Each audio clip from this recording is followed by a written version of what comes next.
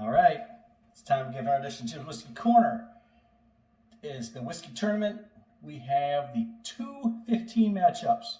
Finally got there. We only got a couple more matchups left here. We got the 2-15s, we have the 1-16s, and we have a couple. I think we have either 3-14 or 4-13, something like that. But there's some heavyweights in this round, the number 2 seeds. And some of these could be blowouts, but we're going to find out right here as things happen. So let's do the first pour here and get these going, moving right away. And I have no idea what these are, and you will know before me what these are here. So let's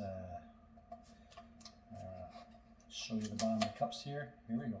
3, 2, 1. I'm not looking. Okay, see that? All right. Here we go. We're going to start on the right. 2-15 matchups. A lot of pressure. I already don't like this one on the nose already.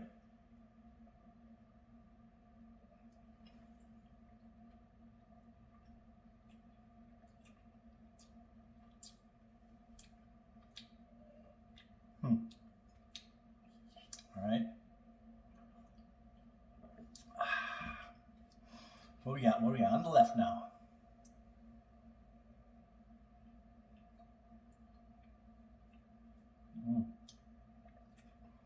Much more of a caramel and vanilla right away. Right on the nose. Very smooth. This is going to be the winner. I can already tell.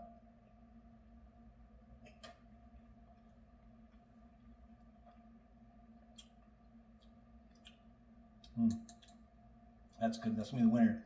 I will give the one on the right one more try, just to be sure. Cleanse that palate. Give it a fair try. We'll find out what it was. Here we go.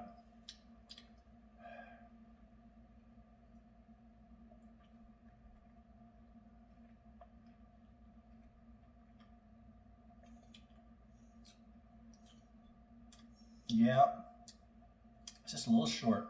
It doesn't finish very neat, very clean, very smooth. Got a little bit of a bitterness on the end there. Don't like that. So the one on the left's going to win. That was the Colonel E.H. Taylor Small Batch. Last year's champion, defending champions, moving on to round 2. It beat the Skull Van Bourbon. So that was a blowout. It was not even close. Colonel E.H. Taylor Small Batch. Moving on. All right. Pause and wash these glasses. What? And we are back. Moving on to the next round here. Let's look at these quick here. Got that, got that. These are the 2-15s. Last round was not even close. Let's see if this Cinderella Story 15 seed can unseed the number 2 seed. We have no idea, but I figured there's a lot of these are going to be blowouts, but you never know. All right. A little table here is a little not balanced here. Let's cleanse that palate. Who's moving the round of 32? Here we go.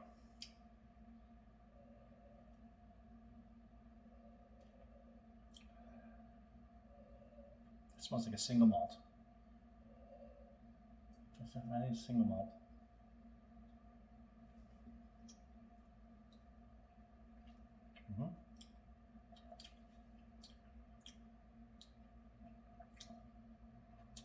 That's pretty good. Single malt. Right?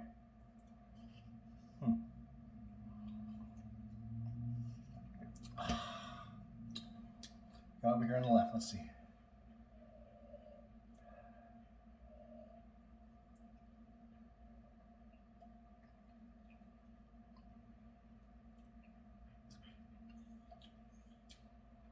It's definitely a little bourbon. Probably not aged very much.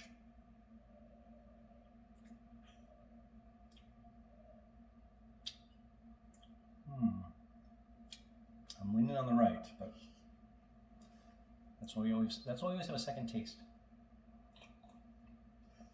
I had some comments from my patrons about me not being descriptive enough in my tasting as I'm tasting, letting you know what I'm tasting. A lot of times I don't really know what I'm tasting, so I just kind of go, I know what I like, but I'm going to try to be more descriptive now.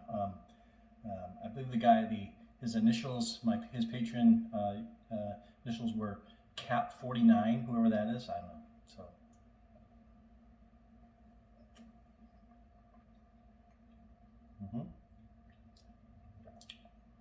It's a little more interesting. But, lefty, you got one more shot here. You can open up a little more.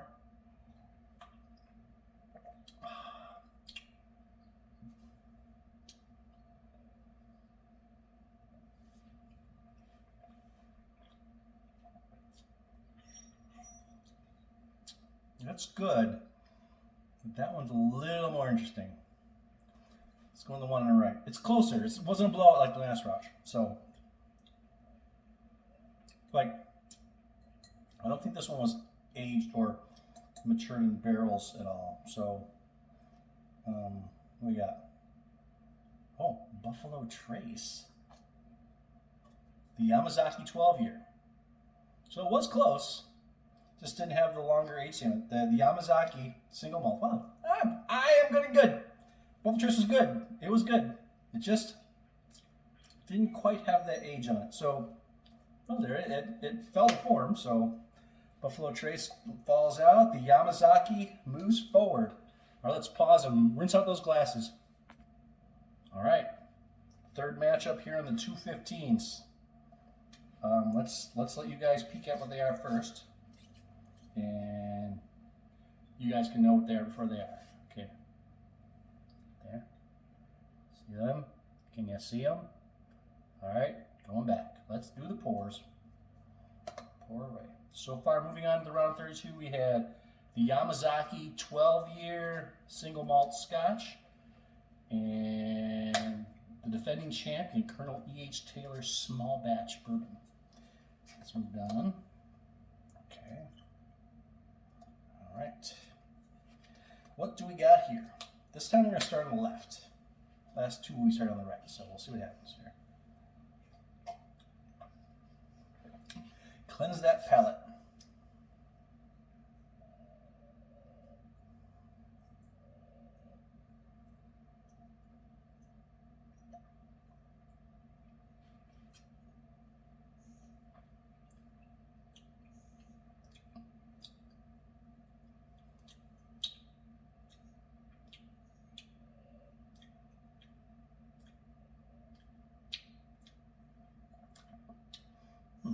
All right, that's good.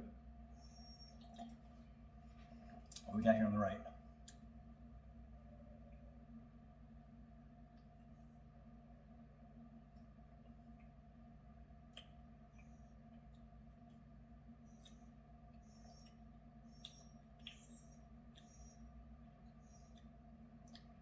What, Addie?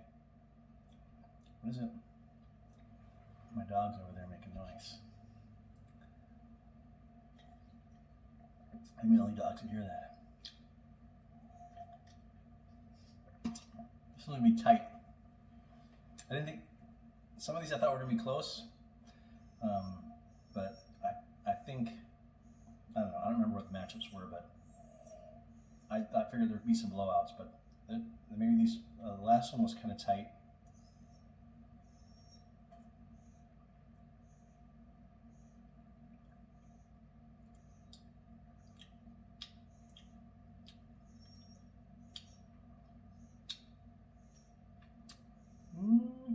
Maybe not. I think I'm going to be leaning to the right here.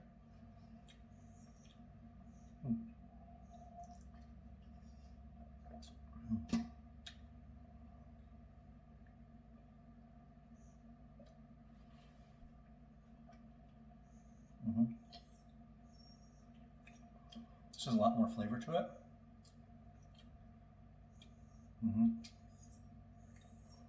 Can't really describe the flavors, but definitely, I don't know if it's got a higher proof on it, but I feel a little bit more in the back.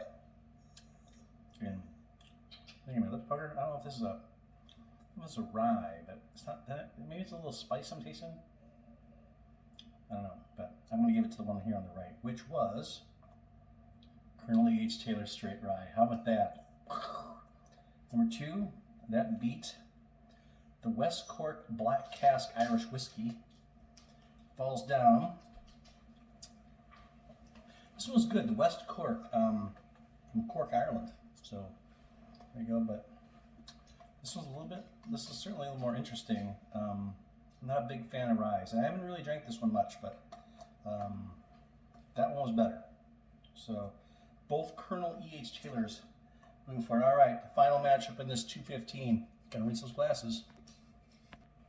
All right, the final 215 matchup. See who goes to the round of 32. I'll give you guys a peek here before I see them with my own taste buds. 3, 2, 1. There you go. Get a good look.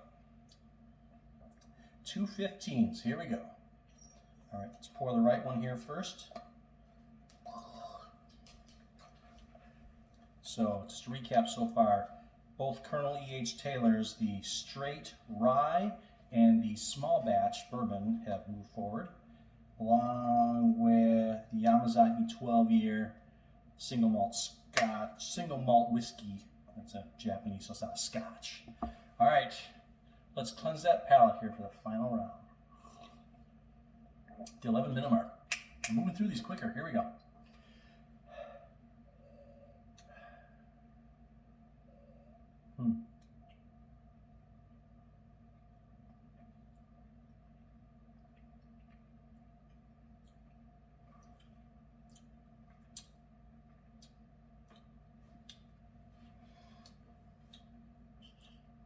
Okay. Yeah. Tasting notes. It finished really smooth. So I couldn't give you any flavors. So sorry, Cap 49, whoever you are, somebody out there in cyber world, cyberspace.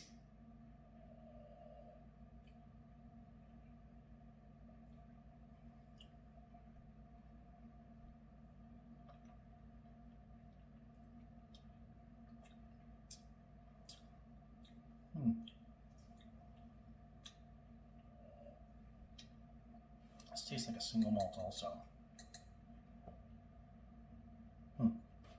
All right, I think that's definitely a single malt. Whether it's a Scotch or not, it's definitely a single malt. Probably not aged.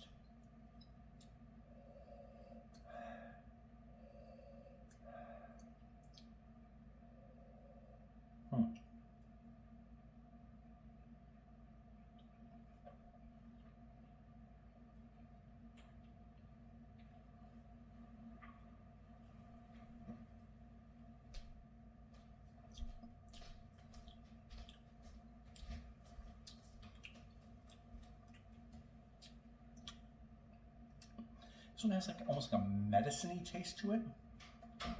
Kind of that, I don't know, astringent, is that like a thing? Has like a medicine-y kind of finish on the end of it. It's kind of lingering. It's not a higher proof, it's just kind of lingering there. Yeah. Not very smooth at the end there. I'm kind of leaning to the one here on the left.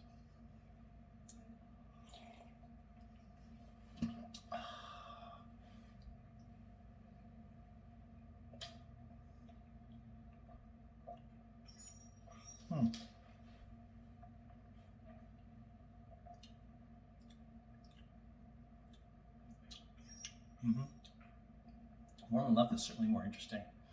I think this one's okay, but this one's better. It's not the matchup. The 215 is not that big of a difference, but I'm giving the edge here slightly better because it finishes a little smoother.